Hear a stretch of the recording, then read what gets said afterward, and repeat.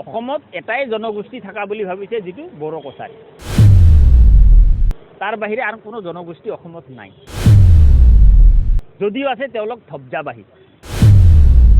তেওঁলোকক কিছু পইচা দিলেই ৰাজ্য চৰকাৰ বা কেন্দ্ৰীয় চৰকাৰৰ পক্ষ লয় কিমানখন গাঁও সোমাব কি ক'ব আপুনি আজি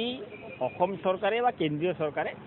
অসমত এটাই জনগোষ্ঠী থাকা বুলি ভাবিছে যেটো বড়ো কছাৰী তাৰ বাহিৰে আৰু কোনো জনগোষ্ঠী অসমত নাই যদিও আছে তেওঁলোক ধবজাবাহী তেওঁলোকক কিছু পইচা দিলেই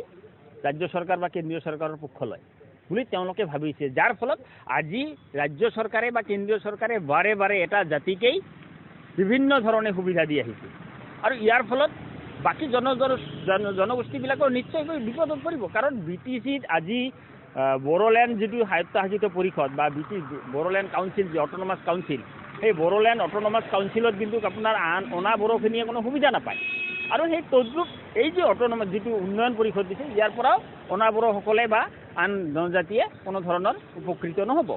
এতিয়া কথা হ'ল যে আজি ৰাজ্য চৰকাৰে কিয় বাৰে বাৰে প্ৰতাৰণা কৰিছে আজি ৰাজ্য চৰকাৰে প্ৰতাৰণা কৰাৰ কাৰণ হ'ল আন জনজাতি গোষ্ঠীৰ যিখিনি সংগঠন আছে সেই সংগঠনবিলাকৰ নেতাবিলাকে তেওঁলোকৰ সংগঠনটোক উপাৰ্জনৰ আহিলা হিচাপে ব্যৱহাৰ কৰিছে বুলি ৰাজ্য চৰকাৰে অলৰেডি জ্ঞাত যাৰ কাৰণে তেওঁলোকক সময়ে সময়ে কিছু পইচা দি তেওঁলোকৰ আন্দোলনবিলাক স্থবিৰ কৰে কিন্তু বড়োসকলকতো কৰিব পৰা নাই যাৰ কাৰণে বড়োসকলৰ আন্দোলনৰ প্ৰতি সমৰ্থন জনাই বড়োসকলক আন্তৰিকতাৰে লৈ আজি তেওঁলোকক বিভিন্ন প্ৰকাৰে ৰাজ্য চৰকাৰে উন্নয়ন পৰিষদ বা বড়োলেণ্ড টেৰিটৰিয়েল কাউন্সিল দি সহায় কৰিছে